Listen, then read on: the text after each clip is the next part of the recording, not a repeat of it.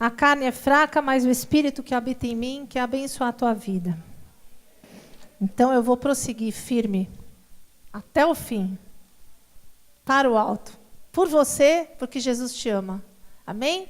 Quem está aqui pela primeira vez que não... muitos convidados dos noivos, né? Acho que estão lá fora, mas quem veio pela primeira vez à igreja? Faz assim para eu te conhecer. Alguém que veio convidado, com um pouquinho mais de... Estou vendo um rapaz ali. Bem-vindos. Aqui aonde? Aqui, bem-vinda. Vocês, esse casal bonito. Bem-vindos. Você. Ó, meu óculos ainda tá bom. Estou enxergando. Agora, se eu tirar, você pode pular, fazer um samba aí atrás que eu não enxergo. Bem-vindos. Vocês são a parte mais importante desse culto. Eu digo com certeza, porque o alvo da igreja é trazer do mundo as pessoas que precisam e carecem de Jesus. Então, eu queria que a igreja aplaudisse por essa vitória dessas vidas que conseguiram chegar aqui. Porque não é fácil. Não é fácil que a vontade de Deus se cumpra, porque existem muitos obstáculos. Acho que alguns aí devem ter, hoje talvez, tido algumas lutinhas para chegar aqui. Mas você venceu. Bem-vindos. Que você desfrute desse momento que Deus preparou para você. E você que já é da igreja, oi, boa noite, parabéns que você está aqui. Hoje eu estou feliz que a igreja dos 3 cultos ficou bem cheia. Eu estou vendo essas cadeiras todas lotadas. Você veio, você é um querido, uma querida. E eu vou, em 20 minutos, ministrar essa palavra, que no culto da manhã eu levei 1h e pouco, na tarde 1h. E você vai receber, vou caprichar, mas você vai receber um resumo assim que, em nome de Jesus, não vai ficar meia hora. Ah, mas os pregadores aí em 20 minutos estão ministrando, já começa o teclado, né? A gente tem ido a alguns congressos, a pessoa tem 20 minutos para pregar. E que concentre a palavra, e Deus vai fazer isso. Amém? Então, vamos lá. A palavra, são algumas referências bíblicas, mas eu vou dar a primeira, que está em 2 Coríntios 10, capítulo 10, versículo 5. Você pode já deixar ela aberta aí. Depois eu vou ler essa palavra, mas vou dar uma introdução aqui a essa palavra, já pegando um pouquinho o gancho do que o Fábio falou a respeito desse momento da sociedade, do mundo como um todo, da nação brasileira, da terra, que hoje vive um tempo de crises. Hoje, qualquer um de nós que ligue uma televisão, que perceba um pouquinho, esteja um pouquinho mais ligado no movimento aí mundial, nacional, pode perceber que o mundo vive hoje uma grande crise, né? Uma crise de valores, uma crise econômica, uma crise moral, uma crise na família. Foi assustador há 2 anos atrás, pelo menos para mim, perceber que um território tão sólido economicamente como a Europa estava vivendo uma crise. E, de repente, a gente percebe que nada é seguro, nada é eterno, a não ser as coisas que vêm de Deus, né? Hoje você pode estar lá em cima, como a nossa seleção estava aí até o 7-1, né? E lá em cima, o país do futebol, reconhecimento mundial, e de repente desmorona tudo, porque as coisas desse mundo, elas são frágeis. E hoje eu queria que você reconhecesse comigo que o mundo vive uma grande crise. Uma crise moral, uma crise social, uma crise econômica. Nosso Brasil, alguns anos atrás, a gente estava, como brasileiros, nós estávamos tão felizes que parecia que a coisa estava melhorando, e agora a gente já ouve de novo um cenário de crise, de dificuldades. E, logicamente, que esse contexto todo, ele reflete sobre a nossa vida. Cristãos e não cristãos. Mas eu queria... Depois, você concorda comigo dessa questão da crise, ou alguém acha que não, que o mundo está vivendo o melhor tempo?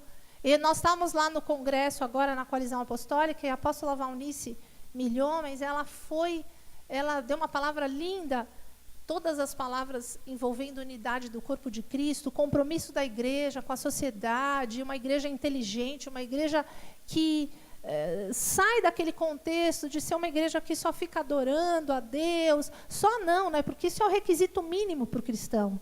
Adorar a Deus não é nada demais. Adorar a Deus é a base da nossa caminhada cristã. mas a igreja parou nisso. A maioria das pessoas acha que isso é tudo. Alguns cristãos, uma grande maioria hoje, e de repente a gente vê um tempo onde Deus está nos invocando, Deus está querendo nos conscientizar que é muito mais do que isso. Vai muito mais além do que você ser alguém que vai aos domingos num culto e senta para ouvir uma palavra e para adorar a Deus. E a apóstola Valnice estava ali pregando e de repente ela pegou uma listinha assim de papel escrita pega para mim, amor, o imã de geladeira dos noivos. E começou assim a ler alguns números, dizendo assim, estatísticas aterrorizantes do nosso Brasil, falando de porcentagens que cresceram terrivelmente de pobreza, de analfabetismo, de carência. E aquilo foi ali, eu ouvindo tudo aquilo e pensando, meu Deus, é a realidade, né? Muitas vezes, e números reais, números fiéis. Ela, com certeza, é uma mulher que estuda, que se aprofunda, que ela é muito politizada, é uma intercessora da nação, uma mulher muito séria no Evangelho, uma profeta, uma intercessora. E ela começou a falar tudo isso, eu ouvindo, aqueles números foram me aterrorizando. Até brinquei de manhã que a pastora Carolina, quando a gente fala de algumas coisas densas aí da sociedade, como violência e essa incerteza, essa instabilidade, ela começa a para de falar que está arrepiando minha nuca. Ela é engraçada, né? Ela faz, ai, está arrepiando, está arrepiando. E às vezes tem coisas que nos arrepiam. E lá no congresso eu comecei a ficar arrepiada, assim, que eu falei, meu Deus, não é possível. Tudo piorou. E o que mais chocou, depois que ela leu todos esses números terríveis, foi ela falou, agora eu vou passar um dado muito importante. Eu queria passar uma notícia que a igreja cresceu. O número de cristãos, surpreendentemente, cresceu numa proporção assim muito grande. Assim, o que foi ganho de vidas para Cristo em 10 anos era o que havia sido ganho quase num século no Brasil. E isso me deixou mais arrepiada ainda, arrepiou mais. Porque eu pensei, meu Deus, se a igreja é o povo de Deus, que é paramentado, que é capacitado para fazer diferença nesse mundo, está crescendo e as coisas estão piorando, o Espírito Santo decodifica essa equação aí que ela não faz sentido. Porque as coisas deviam estar melhorando, a igreja crescendo e as coisas melhorando. E esse cenário de crise nos afeta de certa forma, porque tem lá fora uma economia que, por mais que nós sejamos pessoas fiéis ou corretas, muitas vezes você pode ser surpreendido com problema econômico que chega até você. Mesmo você sendo um cristão. E hoje de manhã e à tarde eu fiz algumas perguntas. Eu queria perguntar para você, eu me atropelei. Se você crê que quem está em Cristo pode viver uma crise. Quem crê que quem está em Cristo pode viver uma crise, fique em pé. Ah, melhorou, porque de manhã eu fiz a pegadinha. Eu falei, você acha que quem está em crise Cristo vive uma crise? Aí todo mundo, não. Agora eu já fui mais justa com vocês, já fiz a pergunta diferente. Podem sentar. Quem acha que quem está em crise, em Cristo não vive crise? Levante. Ninguém. Oh, Senhor, pela unção de Deus eles foram ministrados. Mas a igreja inteira de manhã e à tarde levantou quando eu perguntei, quem está em crise, em Cristo, pode viver uma crise? Quem acha isso? Todo mundo achava que não. Que quem está em Cristo não vive crises. E esse é o primeiro passo para não enfrentar uma crise. Você romanticamente imaginar que você é de Cristo, então você jamais poderá viver uma crise. Até porque, numa visão de discipulado como essa, onde as pessoas se aproximam muito e entram na sua intimidade, você é um líder, você tem que desempenhar o papel de líder, você tem que passar para aquela pessoa que você está ali liderando e cuidando, uma figura de que você é alguém capaz. Muitas vezes nós não admitimos nossas crises, ou nós achamos que nós não podemos, nós não temos direito até essa crise. Eu quero te dar uma palavra hoje de que o cristão vive crises também.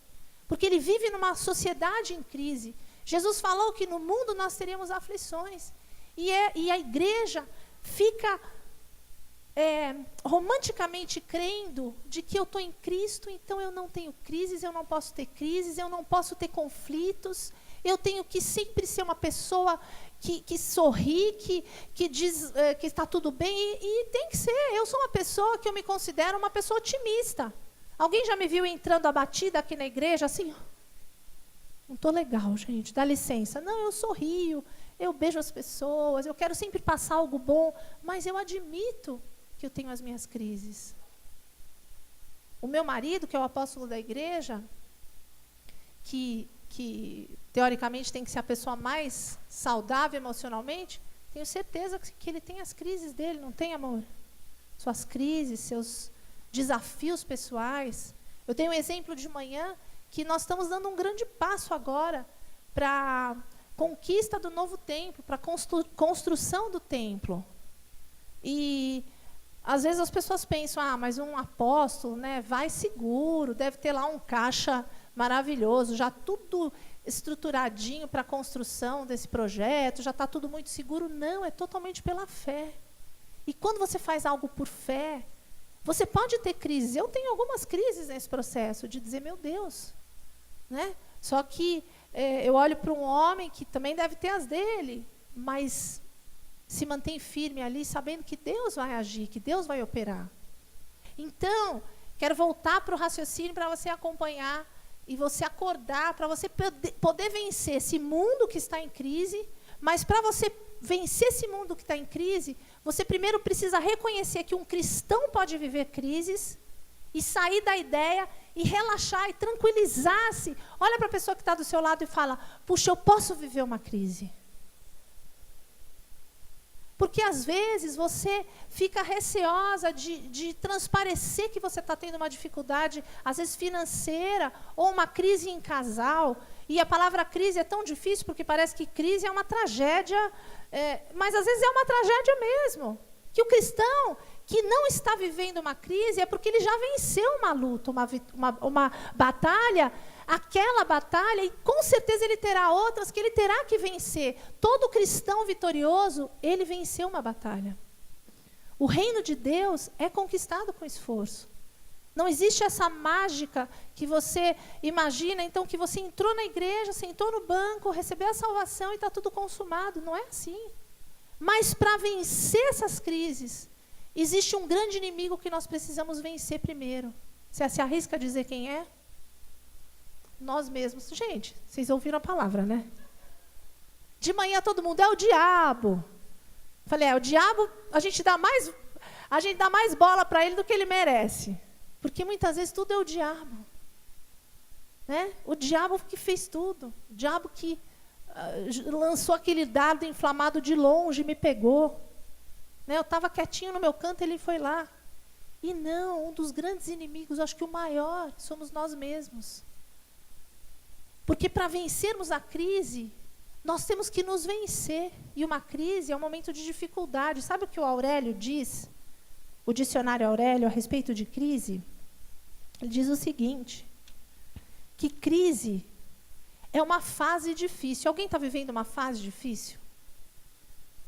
Pode levantar a mão. Você não está vivendo, vem aqui que eu vou fazer uma fila aqui. Os que não estão vivendo nenhuma fase difícil em nenhuma área da vida vai ficar aqui para pôr a mão na cabeça das pessoas. Eu vou ser a primeira da fila. É uma fase difícil. É uma evolução grave de algumas coisas, de acontecimentos, de ideias. É um período de instabilidade financeira, pode ser política, social, emocional. E às vezes nós não nos damos o direito, como cristãos, de vivermos essas crises e dizermos, eu estou vivendo uma crise, eu estou precisando sair dela. Porque a gente precisa vencer as nossas crises para poder ajudar o mundo a vencer as crises. Por isso, então, essa estatística aterrorizante de que cresce o número de evangélicos e as coisas não mudam lá fora. Porque a igreja está, desculpa a palavra, gente, emburrecida. Distraída com coisas pequenas. principalmente numa visão como essa, de líder e liderado, onde você muitas vezes ocupa o seu tempo pensando se o teu líder te ligou, se a pessoa viu o seu problema, se a pessoa se compadeceu dos seus problemas, se você, distraídos, entendendo que o líder não vai mudar a tua história, de que o teu pastor não vai mudar a tua história, de que é você com Cristo, é você e Ele, é você dependendo dEle. E o que precisa mudar? A nossa mente. Então, agora a gente vai lá para a palavra que eu pedi para você abrir, que está em 2 Coríntios, capítulo 10, versículo 5, que fala um pouquinho.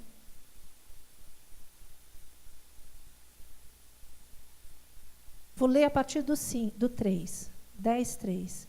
Porque, embora andando na carne, não militamos segundo a carne, porque as armas da nossa milícia não são carnais, e sim poderosas em Deus, para destruir fortalezas, anulando nós sofismas. O primeiro sofisma que tem que ser anulado é a igreja achar que não tem direito e jamais viverá crises porque está em Cristo. Esse é um sofisma que dentro dessa igreja está cancelado.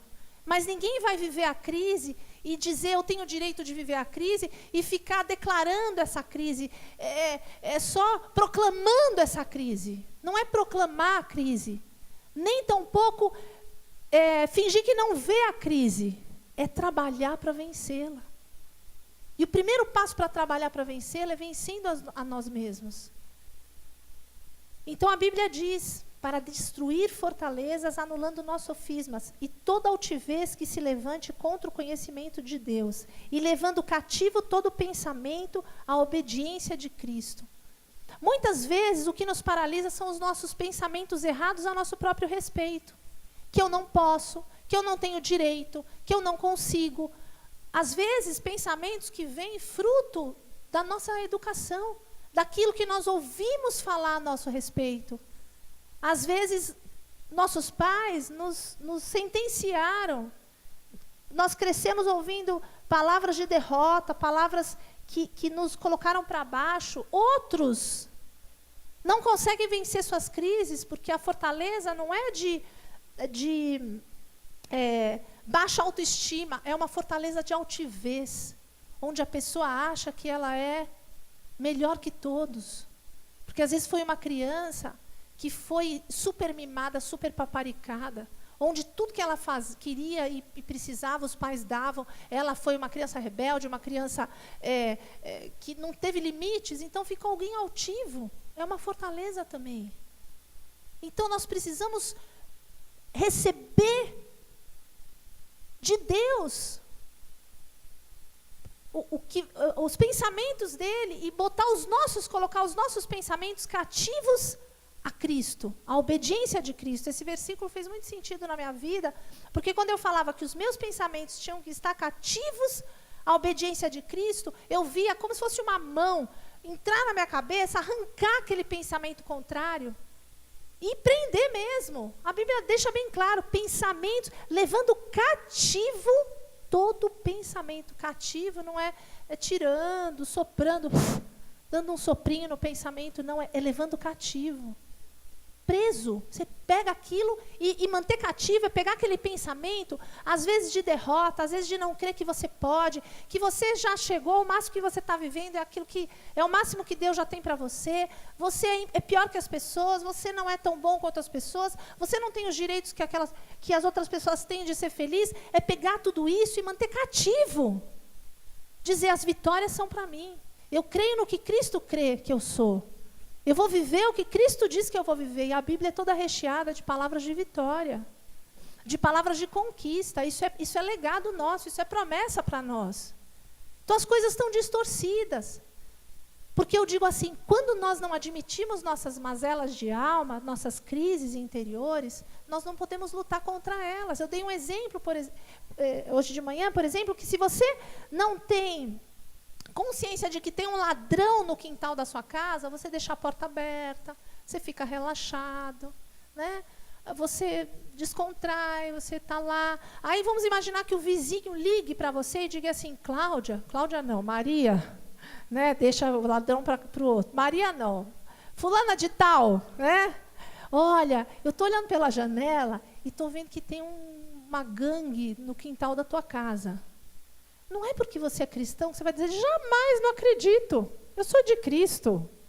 Jamais. Não, mas eu estou vendo. Não, jamais, eu estou aqui louvando. Eu vou louvar, não. Ok, o que você vai fazer? Você vai fechar a porta, você vai fechar as janelas, você vai criar uma estratégia, você vai dizer, gente, olha, silêncio, pega o telefone, vamos nos esconder no nosso abrigo, embaixo das camas. Aí você começa a criar uma estratégia. Você toma consciência do mal e você luta contra ele. Agora, você está ali alienado. Jamais, eu não. Você não tem como lutar. Então, você pode admitir. Puxa, eu tenho esse inimigo que sou eu mesmo, que está me paralisando, que eu tô vivendo uma crise financeira e eu não estou conseguindo acreditar que eu posso vencer essa crise. Eu estou vivendo uma crise no meu casamento e eu não estou acreditando mais que tem jeito, eu me acho inferior, me acho feia, me acho gorda, me acho chata, ou eu me acho um homem incapaz. E aí esses pensamentos vêm e tudo começa com um pensamento, que vira um sentimento, e toma uma forma e viram ações. Aí elas se externalizam. E aí a tragédia está feita. Então, quando Paulo fala aqui que nós temos que levar cativos os nossos pensamentos à obediência de Cristo, esse já é uma postura de guerra. Essa já é uma postura de quem sabe que tem um começo. Se existe uma infiltração, fruto da minha própria vida, de pensamentos que me abatem, eu não vou recebê-los, eu vou crer naquilo que Deus diz que eu sou. E já começa um primeiro passo. Eu digo que é o segundo, né? O primeiro é tomar consciência que você está sendo vítima disso. Esses pensamentos entraram na nossa vida involuntariamente. Alguns foram mais afetados, outros menos, alguns ficaram mais vulneráveis, outros menos, e a gente tem que ter cuidado hoje com as nossas gerações, com a geração que vem depois de nós, com os nossos filhos, até com os nossos discípulos, né? Então, nós temos que aprender a lutar contra esses pensamentos negativos. Eu coloquei um exemplo como Neemias, que Deus colocou no coração dele o projeto de restaurar os muros de Jerusalém. Ele estava em outro território, mas ele amava o seu povo. Ele volta para Jerusalém e fala, eu vou restaurar os muros. E quando ele chega lá, tinha tudo para ele desistir, porque tinham amigos da região, que desanimaram, falaram, você não vai conseguir, quem você pensa que é, não vai ter restauração nenhuma, é impossível esse teu projeto. Mas ele não se abalou, ele tinha um alvo, ele sabia que era um desafio, mas ele cria que Deus o levantou e que Deus ia capacitá-lo. Mas a Bíblia deixa bem claro que quando ele resolveu, quando Deus botou no coração dele que ele seria um restaurador dos muros, fica bem claro na palavra que ele primeiro vai ao local, examina os muros, fica 3 dias analisando o projeto no qual ele iria trabalhar. Ele não chega lá, eu vim fazer, já orei, já está tudo resolvido. Não, ele foi, usou a cabeça, usou a inteligência, delineou, viu os riscos, viu por onde ele iria com cautela, sabia que tinha Deus dando respaldo e começou a restauração. E foi em direção àquele projeto. Tem muita gente que não. Tem muito cristão hoje que nem ouve que projeto que Deus tem para ele. Vai lá e fica nas suas orações ensinando Deus a fazer as coisas. Deus, agora eu vou orar, tá? Anota aí o que eu preciso. Começa, eu quero isso, Deus, eu quero aquilo, Senhor, eu preciso disso. Oh, meu Deus, está difícil demais isso aqui. E fica instruindo a Deus como Deus tem que agir. E Deus fala, é para lá, o desafio é aquele lá, isso aqui está bonitinho, essa floricultura aqui, você quer comprar flor, mas eu estou falando para você ir para lá. Não, jamais, eu pus nas metas de 2014, que até setembro eu ia estar com o carro novo, com o eleito já aqui. E está tudo ao contrário. E você ora, porque você está querendo ensinar a Deus. E sabe o que a Bíblia diz? Aqui em 2 Coríntios,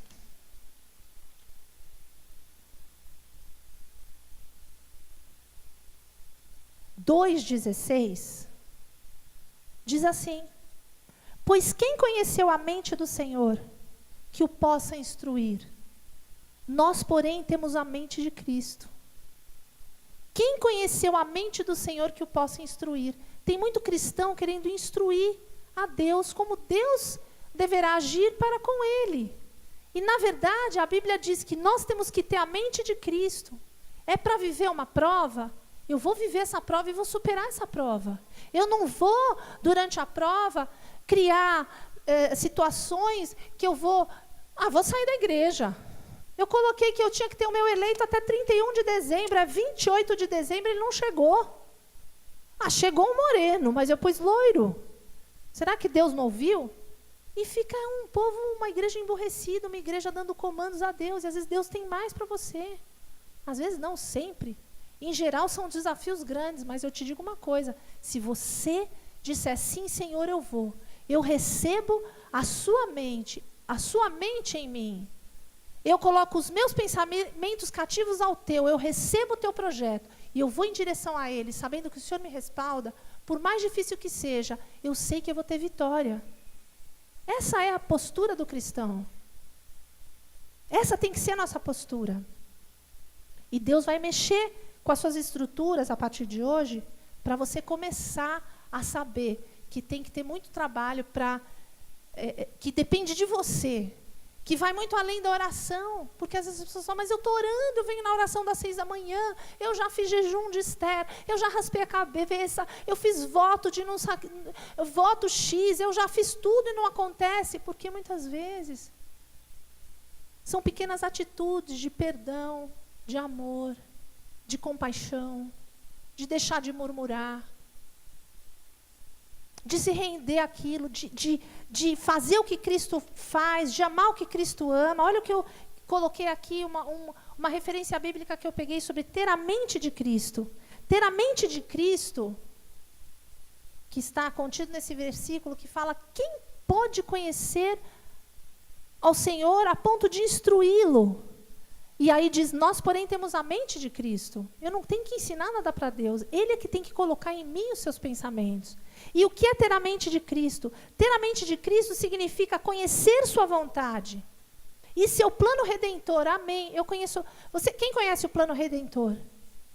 Nós conhecemos que Deus veio para nos salvar, para nos redimir, para nos salvar, para nos dar vida eterna. Isso é lógico. Mas conhecer a sua vontade, aí vai apertando. Porque receber salvação não é, na verdade, conhecer todo o projeto de Deus. Significa avaliar e considerar as coisas da mesma forma que Deus as vê e as considera. É ver as coisas como Deus vê. E é muito desafiador isso, gente. Ver como Deus vê não é brincadeira, não. É muito difícil, as nossas reações, nossos sentimentos, eles são ruins, o homem é diferente de Deus. Mas o nosso desafio é, eu vou receber a mente de Cristo, é um projeto da palavra. Eu vou destruir as fortalezas da minha mente, eu vou mudar.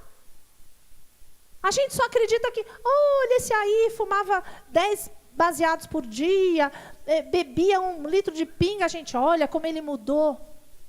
Mudanças visíveis. Mas as invisíveis também são possíveis. Aquelas que o olho não vê.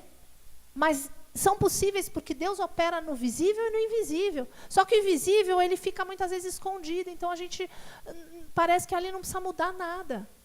Deus pode fazer. Deus é um Deus de milagres. Então, significa avaliar e considerar as coisas da mesma forma que Deus as vê. Atribuir-lhes a importância que Deus lhes atribui.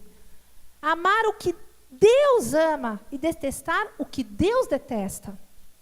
Significa entender santidade e significa entender a malignidade do pecado. Ter a mente de Cristo é, logo, ter o Espírito Santo e segui-lo faz com que o que tem a mente de Cristo se torne radicalmente diferente do modo como o mundo vive e da sabedoria deste mundo. Você tem sido radicalmente diferente do que o mundo é? Teu estilo de vida tem sido radicalmente diferente? Mas como assim? É vestir uma roupa diferente? É andar diferente? Não. vai muito além do que um traje, um costume, são as coisas invisíveis, radicalmente diferentes na nossa integridade, na forma de amar as pessoas. Radicalmente diferente quando você fala, eu não queria isso, mas eu tenho certeza que Cristo faria isso. Hoje eu acabei a pregação da tarde, eu fui lá para dentro, para a cozinha, tomar água. É desgastante estar aqui. Parece fácil, mas não é. É um desafio. E aí eu estava ali sentadinha e a minha filha falou, mãe, tem uma moça que quer falar com você. Aí já os meus assessores, protetores, já olharam e falaram, é aquela moça lá. A vontade da minha alma era dizer, puxa, já falei com essa moça. Mas se ela estava ali me procurando, eu sei que eu precisava falar com ela. Aí eu pensei, se Jesus estivesse aqui, ele iria falar com essa moça. E aí é você vencer a sua natureza, é você vencer o seu modo de viver para ser radicalmente diferente do que o mundo é. Eu tenho um modelo disso em casa, que é meu marido. Ele é radicalmente diferente.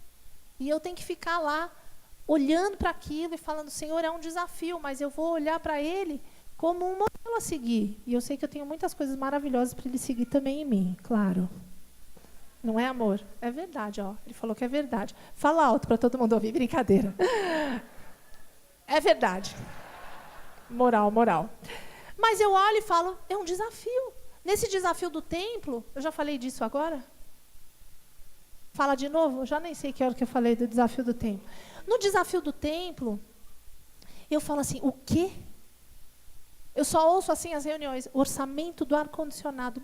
Eu nem vou falar os valores, porque você vai passar mal igual eu passei. Pode falar? Não, não precisa, amor. Deixa eles irem para casa felizes hoje. Aí eu penso assim, amor, o que você acha? Eu não estou podendo ouvir isso, não. Agora eu estou ocupada, vou comprar café.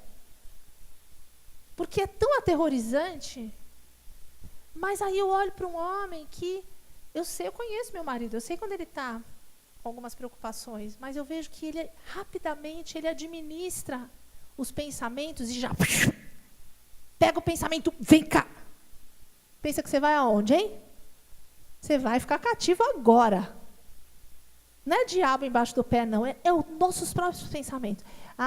Não vai dar certo? Lógico que vai. Dá a cabeça aqui, Cláudia, vou tirar os teus também. E é por aí.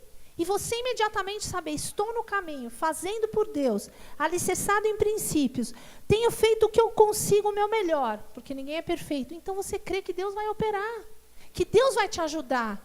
E você começa a vencer suas crises, que as crises paralisam o ser humano. A pessoa fica lá, já tenho muito, já consegui muito. Ou ficar muito no âmbito da oração, vou orar. Eu quero isso, eu vou orar. E ora. Vou dar um exemplo prático. Um médico que quer ser médico, quer ser um cardiologista, um cirurgião de coração, não pode ficar orando para ser cardiologista. Pode jejuar um mês, rapar a cabeça, fazer 8 horas de oração, vai ter que ir para a faculdade. Estudar, arregaçar a manga, aprender conceitos. As conquistas no reino espiritual são iguais. Não é só ficar orando, tem que ir atrás, renunciar, mudar. Às vezes eu vejo assim, que nas minhas questões internas, às vezes eu vejo uns retrocessos, né? Num dia, um lapso, uma situação X.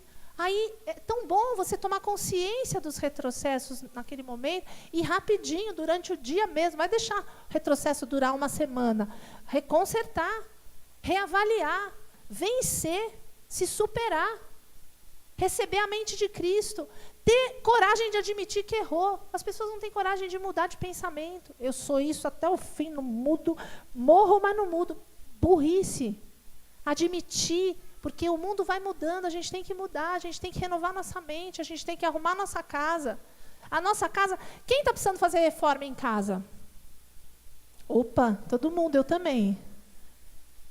Meu sofá era branco, igual essa cadeira, agora ele já está bege, nude. Porque é tanto discípulo sentando ali, tanta bênção, e olha que a gente capricha na limpeza. Se eu achar sofá apostólico, o branco jamais sujará. Porque tem uma unção nesta casa. Tudo aqui é espiritual. Sou uma louca. Então, se a gente arruma casa física, por que não arrumar a espiritual? Renovar, reciclar os pensamentos. Né? Comprar sofá novo aqui para esse pedacinho da cabeça. Tirar aquele vaso velho que está aqui. Né? Que está com mau cheiro, aquela flor que já está podre. Arrancar e botar nova, cheirosa. Isso é só uma figura de linguagem para você entender que a gente precisa se reciclar.